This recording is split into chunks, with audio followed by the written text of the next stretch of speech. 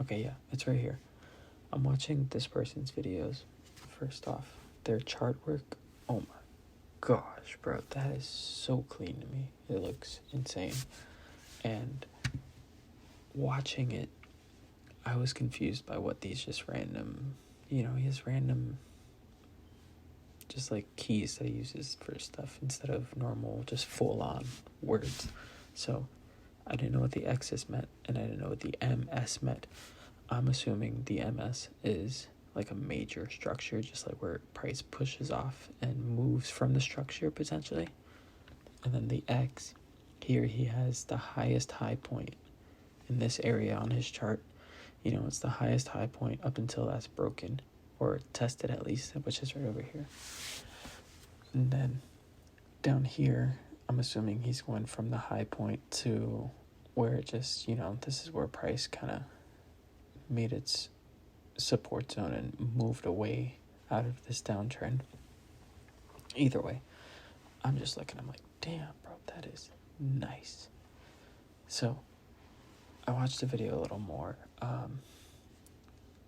He doesn't show his entry, but I was intrigued by it. I'm like, why would you enter here just off this one tiny wick?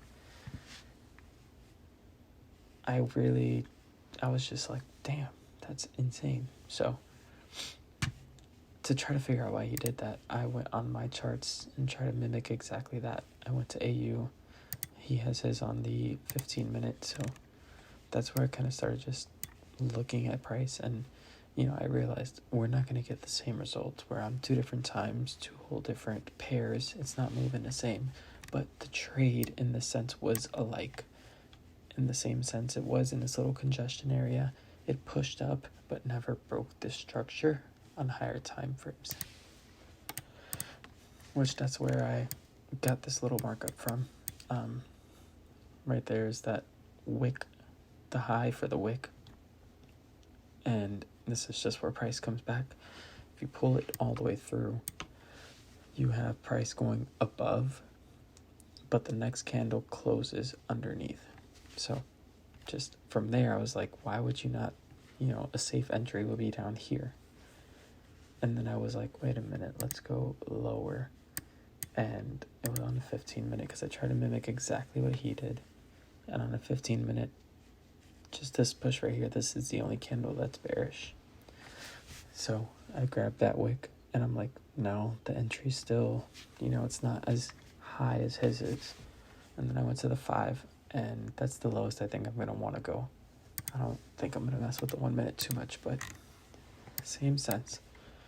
I looked at it more, and I guess we could pull this back. I'm not going to mess with it, whatever. You got this little point of structure that was on a 15 minute. Then when you move to the 5, you have it here again, which is the same one, but I didn't see that before. And then once it comes down here, this is where the structure is made based off these bodies, this wick, and you have a lower high, indicating, price is going to turn around. And right here, this breaks through. So I'm assuming he's getting in as soon as that last bit of structure is broken. But it's just mind-blowing, like, to see that work, I feel like it's clicking for me. And just regardless, like, this trade right here, it's not much, it's not a small time frame. But on a side note, I did see right here, the Asian, whatever, the low point is where he said his take profit at. I did the same exact thing here.